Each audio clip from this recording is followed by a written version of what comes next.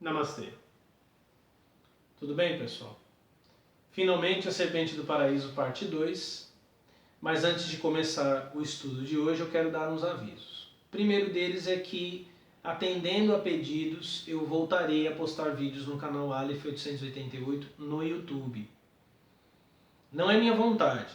Muitas pessoas têm me pedido, algumas inclusive têm pedido porque para baixar os vídeos, preferem pelo YouTube porque podem baixar não apenas o áudio, mas baixar o vídeo. Então eu voltarei a postar vídeos no YouTube, mas eu não vou interagir com o canal. Então não vou responder comentários lá, eu não vou, eu não vou, o que acontecer lá eu não vou estar sabendo. Os vídeos serão, até porque eu não sei quanto tempo ele dura, né? Uma vez que eu começar a postar ativamente outra vez. Então eu não vou cuidar desse canal. Eu vou postar os vídeos lá. Se você está vendo hoje esse vídeo já pelo YouTube, procure a página Mestre Aleph e o canal o site mestrealeph.com.br. Eu também tenho anunciado a série polêmica, né? Então, como eu tenho tido vários contratempos, eu já vou dizer aqui o que vai acontecer. Esse vídeo, A Serpente do Paraíso, parte 2, ele tem ainda um terceiro vídeo, A Serpente do Paraíso, A Verdadeira Serpente do Paraíso, parte 3, mas que eu não vou postar agora. Depois desse vídeo, eu vou postar 4 vídeos falando sobre o 52 e vou colocar no ar uma série que é a continuação do meu vídeo Recado para os Evangélicos. Quem já me conhece há muito tempo viu esse vídeo no canal Shintoísmo Cristão. Um vídeo que eu gravei bastante indignado pela minha visita à Conde de Sarzedas, né, em São Paulo, que é a famosa Rua dos Crentes. E um ano depois, avaliando o vídeo, repensando algumas coisas que eu falei ali, eu gravei uma série. Essa série ia ao ar, deveria ter ido ao ar no canal Shintoísmo Cristão. Só que eu fui passando outros vídeos na frente e aí o canal caiu e eu acabei não postando. Então vocês vão perceber que algum conteúdo está desatualizado, que eu interajo, né, falando o nome do canal e tudo mais, mas é por conta de quando eles foram gravados. Depois que eu postar todas essas partes, se eu não me engano são 4 ou 5, não estou bem lembrado, eu vou gravar mais 2 vídeos, fechando o assunto para então postar A Serpente do Paraíso, parte 3. Uma coisa que vai ser interessante observar nesses vídeos é que eu não mando recado. Tá? Eu não mando recado. Quando eu tenho que dizer alguma coisa, eu digo nome, endereço e tudo mais. Se eu não falei o nome de alguém, tem só 3 motivos que possam ser a causa. O primeiro, que é muito provável, eu não estou falando de você. A carapuça serviu, mas eu não estou falando de você. Eu não estou falando de alguém que você pensa que eu estou falando. O segundo motivo é se ao caso é muito insignificante. Quando eu comecei a postar vídeos no YouTube, o canal cresceu muito rápido. E muita gente que tinha canais mais ou menos bons ou outros menores começaram a fazer vídeos em resposta, que eu nem conhecia essas pessoas. Então eu não vou ficar dando ibope para maluco. Então, se você é muito insignificante, eu ignoro você. E por fim, se eu estiver falando de um pensamento que tem muitas pessoas envolvidas nele e que não tem nenhum representante oficial desse pensamento, eu não vou falar o nome do cara ou o nome da mulher. Mas eu falo diretamente. Quer saber a minha opinião sobre alguém? Basta perguntar. Eu não devo nada a ninguém. Então esses vídeos inclusive vão servir para deixar isso muito bem claro, que eu não dou indiretas. Eu falo as coisas diretamente, é por isso que eu enfrentando os problemas no Facebook e os problemas que vocês já conhecem no YouTube. Uma outra coisa, o último aviso, depois desse vídeo, A Serpente do Paraíso, eu vou postar os vídeos primeiramente no site mestrealeph.com.br. Então eu vou postar primeiro lá, vou compartilhar o link no Facebook, depois vou postar o vídeo no Facebook e quando postar o vídeo no Facebook também vou subir o vídeo no YouTube. Então eu vou priorizar o site mestrealeph.com.br. Tudo bem? Então, dados os avisos, vamos lá. A Verdadeira Serpente do Paraíso, parte 2. Se você não viu o vídeo ainda, veja. Há mais de um ano atrás eu postei o vídeo A Serpente do Paraíso, A Verdadeira Serpente do Paraíso. Nesse vídeo eu explicava que a serpente, utilizando inclusive referências bíblicas, era uma figura de sabedoria. A serpente não mentiu para Adão e Eva, A serpente disse que eles não morreriam e eles não morreram. A serpente disse que os olhos deles seriam abertos e os olhos foram. Eu mostrei que Adão e Eva não estavam livres no jardim, eles não estavam ali, né, peladões, comendo frutas e transando pra caramba, não, eles estavam trabalhando, eles estavam ali para trabalhar e guardar o jardim. E mostrei, inclusive, a fala de Jesus em João 3, 15 e 16, em que ele se compara à serpente que Moisés ergueu no deserto em Números capítulo 21. Quem não sabe a história de Números 21, o povo de Israel havia pecado contra o seu Deus, ele como castigo enviou serpentes venenosas, as serpentes picaram o povo de Israel e o povo orou a Deus, pediu ajuda e Deus manda que Moisés construa uma serpente de bronze e hasteie essa serpente, deixa ela hasteada. Todo aquele que olhasse para a serpente seria curado do veneno. Em João 3, 15 e 16, Jesus se compara com essa serpente. Ele diz, assim como Moisés levantou a serpente no deserto, importa que o Filho do Homem seja levantado. Na ocasião, eu mostrando o aspecto positivo da serpente, mencionei que Jesus poderia ter se comparado à arca, Jesus poderia ter se comparado à nuvem que protegia os israelitas, mas ele quis comparar-se à serpente. Então eu apontei ali a serpente como um agente de libertação, como um agente de salvação.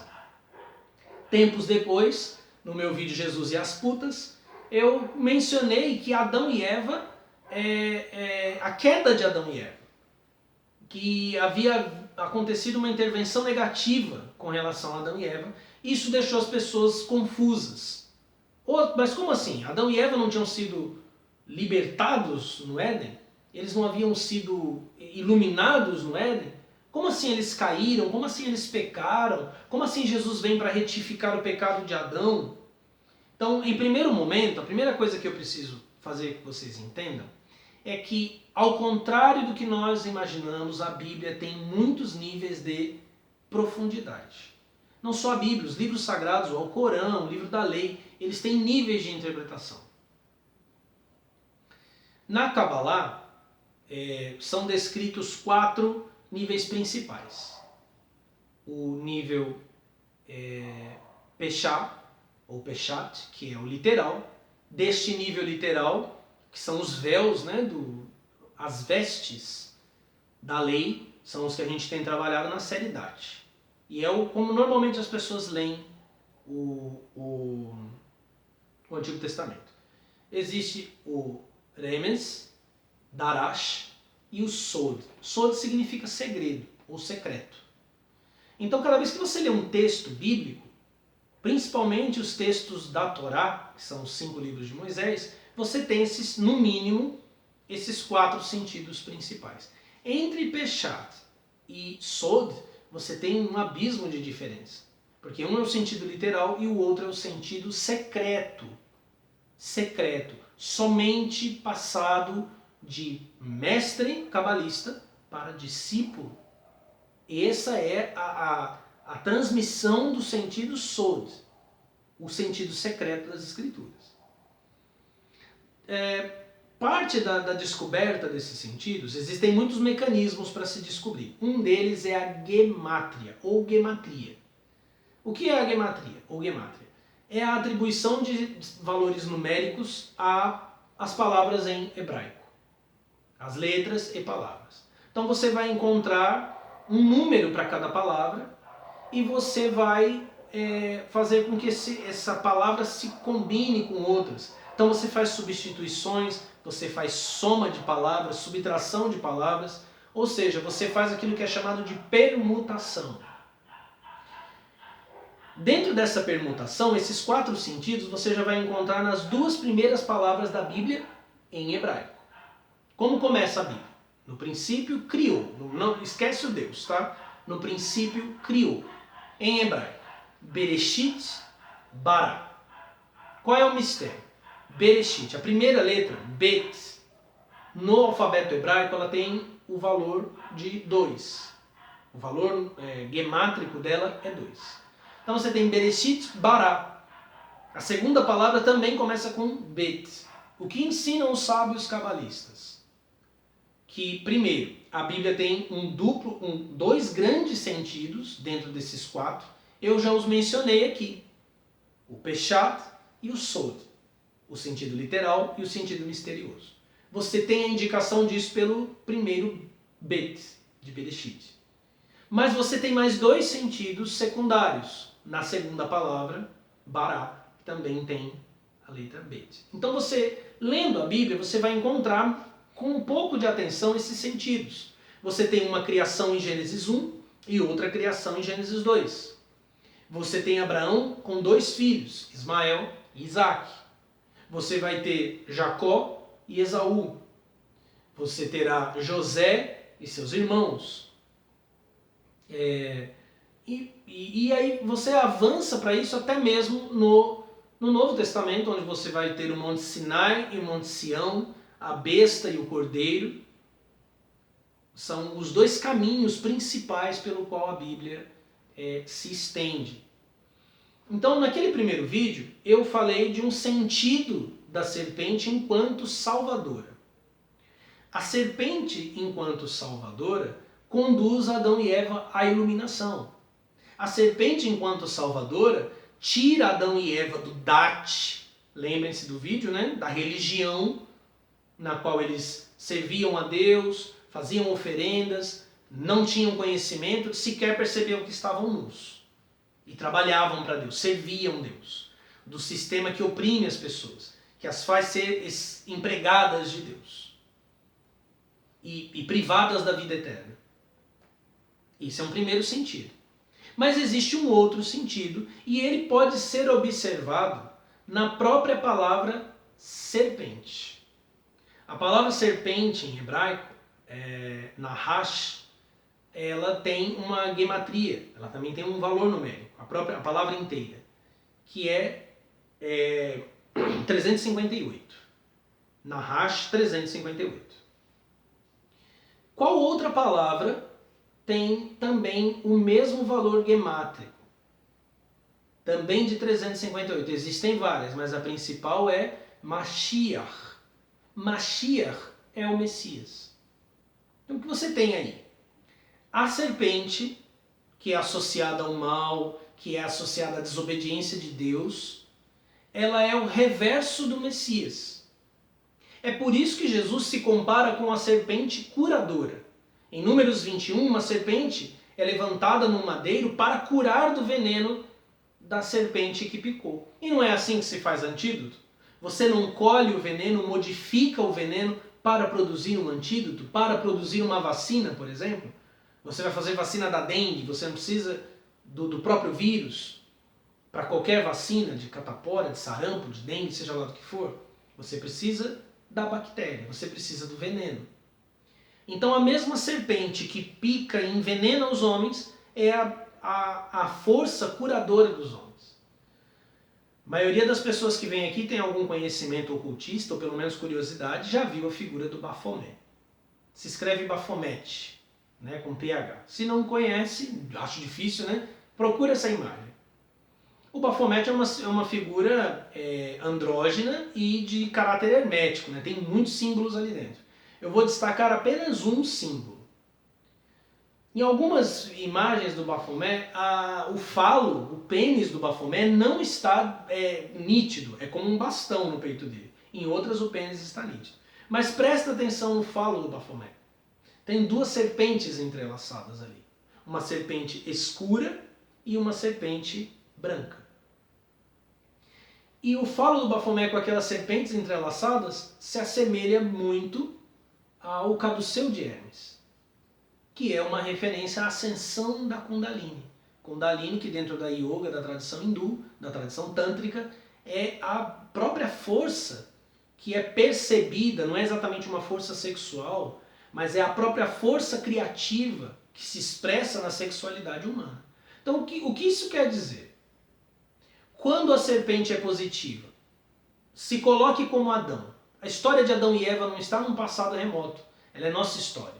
Nós estamos em cercados religiosos. Nós estamos na luta entre Dat, a religião, e Da'at, o grande mistério da mente de Deus. Quem nos chama para fora é a serpente. Quem nos desafia a comer o fruto do conhecimento a deixar que essa serpente nos leve a este conhecimento, inclusive a palavra da'at, ela também é usada para o conhecer de Adão, Adão conhecendo Eva, para o ato sexual.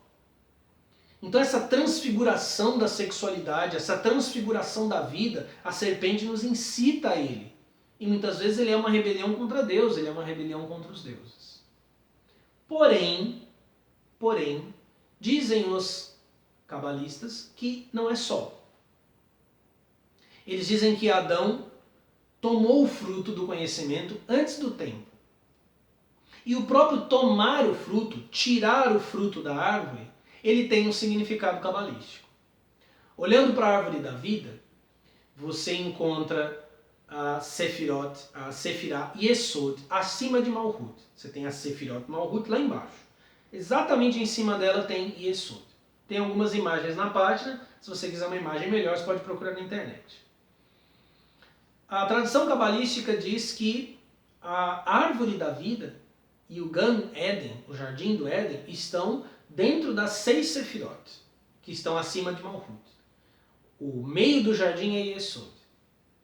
O que significa o tirar o fruto? Significa que Adão e Eva quebraram a unidade. Eles tomaram o fruto e o tiraram da árvore. Eles não o comeram na árvore, entende? Eles não se alimentaram dele dentro da unidade. Eles não se colocaram na unidade, eles se separaram dela. E a separação dela produziu o nosso universo material, que é representado por Malhut. Inclusive, esse seria o simbolismo de Adão e Eva sendo revestidos. Os cabalistas dizem que Adão e Eva tinham um corpo de luz, um corpo feito de matéria, de energia, um corpo espiritual, que foi revestido de forma física, que foi revestido desta forma limitada, que os protegia no mundo inferior. Por isso as Kilipot da Kabbalah são tratadas tanto como uma casca protetora, como também uma casca que aprisiona, que sufoca, que impede a comunicação com a luz, que impede a comunicação com o mundo exterior. Então o revestimento do corpo de Adão e Eva, o revestimento da lei. Vocês devem ter visto, quem me acompanha há muito tempo, que eu já escrevi sobre isso. Que a lei de Moisés é representada pela árvore do conhecimento do bem e do mal. Em Êxodo capítulo 4, o poder que Deus dá a Moisés é representado pelo cajado de pastor transformado em serpente. Então a serpente também é o poder de Jeová, a serpente negra no falo de Bafomé. Acho que nenhum de nós pode negar, né? A sexualidade, se a energia da sexualidade não for compreendida, ela é tanto destrutiva como salvadora. Isso também aparece na história de Adão e Eva. O efeito do pecado é a geração de filhos. É isso que Deus diz para eles. Eva vai sofrer para dar filhos. Adão vai ter que suar o rosto para alimentar seus filhos até que ele retorne ao pó. Ou seja, eles não terão controle sobre a gestação. A gestação será dolorosa, o que significa que antes a gestação não era. Né? Existia uma outra forma de gestar, de gerar. E Adão precisará trabalhar contra a terra para sustentar seus filhos. Então este é o aspecto da energia sexual aterrada. Ela não se eleva. Vou ler um texto aqui do livro da lei, Liber All, capítulo 2. Hadith se identifica como a serpente. Capítulo 2, versículo 26. Eu sou a serpente secreta, enrodilhada e a ponto de saltar. Em meu enrodilhar existe gozo. Inclusive, esse enrodilhar é a descrição do próprio Tantra. A Kundalini estaria no Muladhara, que é o chakra básico. Ela estaria enrodilhada ali. Se eu ergo a minha cabeça, eu e minha noite somos um. Quer dizer, se ela se eleva, se o homem eleva suas forças sexuais, se ele penetra pela sua própria energia sexual em Da'at, ele se torna um com Nuit, que é a deusa do universo. Ele se torna um com o todo. Ou seja, ele come o fruto da árvore, porque Yesod representa justamente o órgão sexual do Adão Kadmon. Está dentro do corpo do Adão Kadmon, está no seu órgão sexual. Ele se alimenta da unidade na árvore. eu e minha noite somos um. Se eu deixo cair a minha cabeça e lanço o meu veneno, então há arrebatamento na terra. E eu e a terra somos um. Esse eu e a terra somos um não é necessariamente algo ruim. Um treinamento iniciático vai fazer com que o iniciado aprenda a não dispersar energia neste aterramento. Hadith bloqueia esse aterramento. Mas nos profanos, e aqui eu não estou xingando ninguém não, tá? Nos profanos, aqueles que não não conhecem os mistérios, eles não foram iniciados. Eles podem até ter lido o livro da lei, eles podem ter lido sobre magia sexual, mas eles não a praticaram. Eles não entenderam que magia sexual não tem a ver só com sexo. E transcende até mesmo você ter uma visão positiva de sexo. É o entender essa energia que você tem agora, fazendo ou não sexo. E a transmutação dessa energia. Essa energia transmutada é a serpente. Enquanto serpente, ela é destruidora. Ela aterra. Ela se une à terra, ela nos une à terra, nos torna desequilibrados sexualmente, nos torna gananciosos, inseguros, nos leva à morte, nos leva ao pó. E esse é o sentido do pecado original. Todas as crianças geradas por essa energia caída nascem com essa energia caída. Você imagina uma civilização como a nossa, um país como o nosso, com funk correndo solto, com esse estímulo clifótico, doentio que você vê na TV. Né?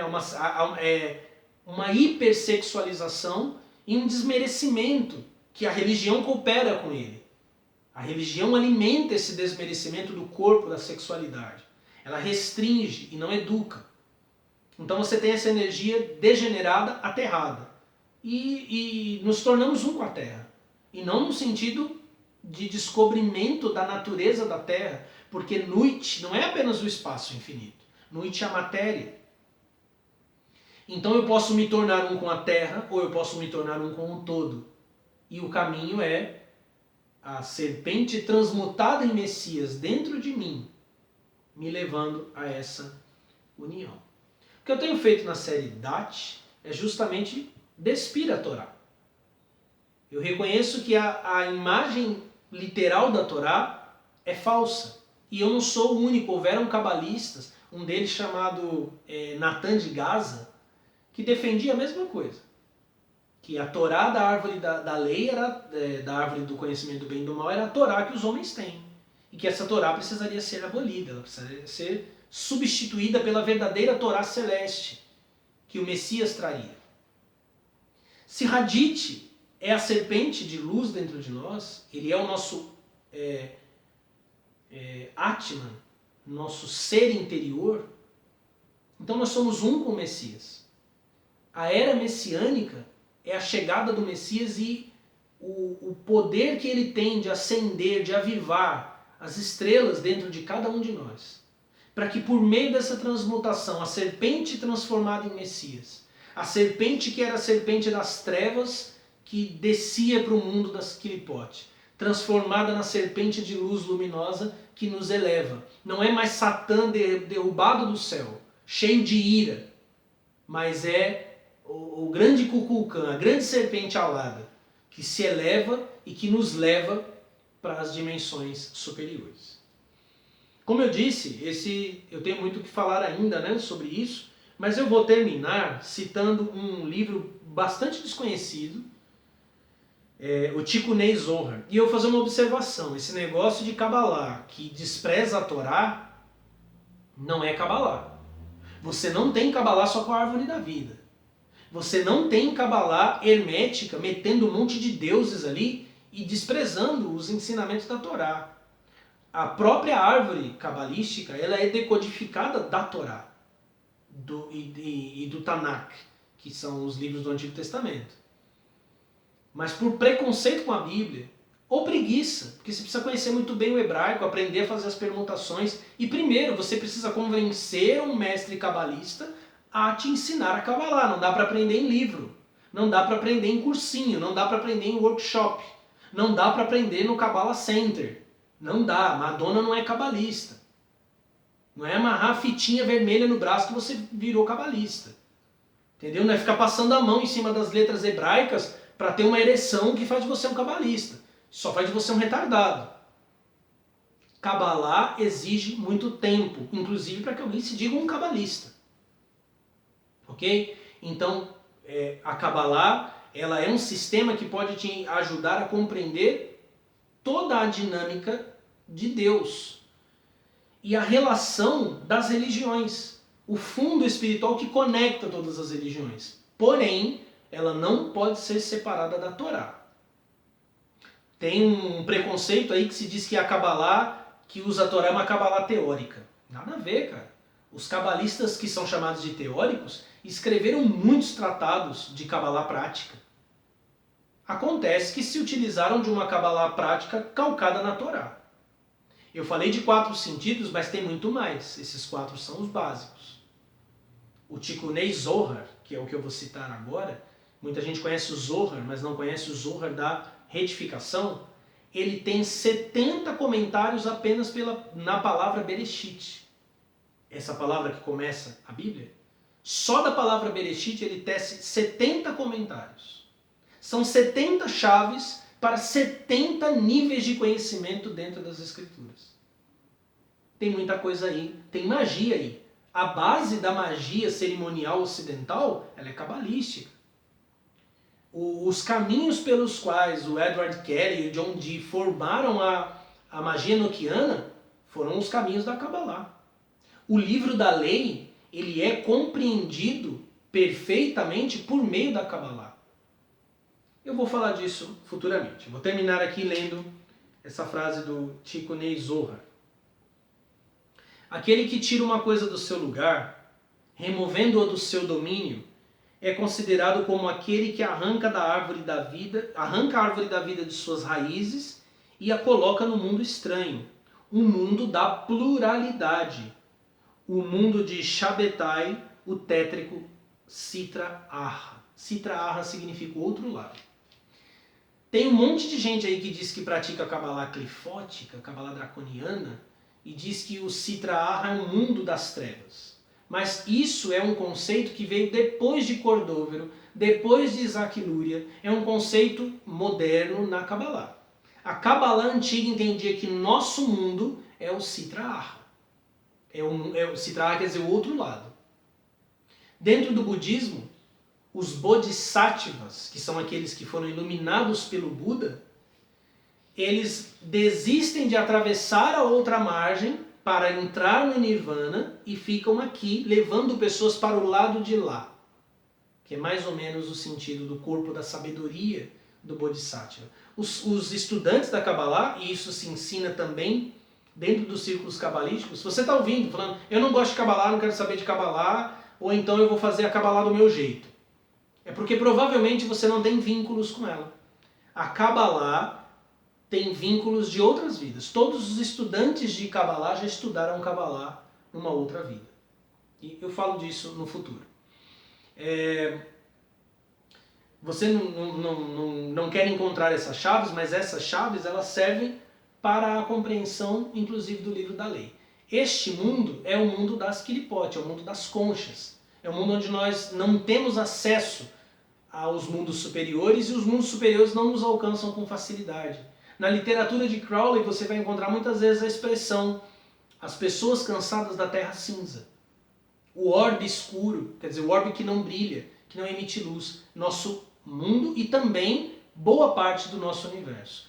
Aqui o Tikunei Zohar disse que a árvore da vida foi tirada pelo fruto de que Adão e Eva tomaram, por incitação da serpente, enquanto força do mal, enquanto força de Jeová, enquanto força caída, tiraram o fruto e plantaram um mundo estranho, um mundo da pluralidade, um mundo onde a gente acha que ou você tem que defender o feminismo, ou você tem que ser um machista, você tem que ser um evangélico, ou você tem que ser um telemita que não se comunica mais com ninguém.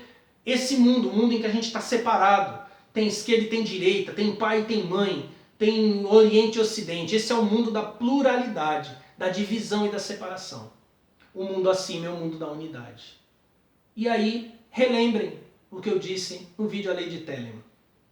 E aí vocês entendem que a existência nesse mundo é uma existência de separação, uma existência quebrada, uma existência fendida, onde a gente tem o costume de fechar em campos, em mundos, em guetos, em dats, em religiões.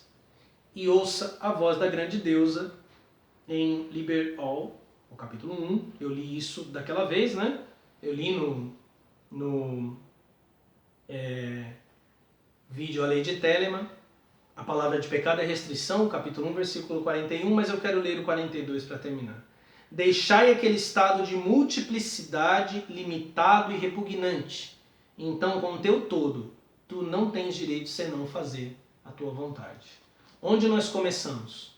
Nós começamos transmutando a serpente de luz dentro de nós, Hadith, para nos unir ao universo. Muito obrigado pela sua audiência. Não esquece, compartilhe esse vídeo, continue com a gente, fique de olho nas mudanças. Muita coisa ainda está por vir. Namastê.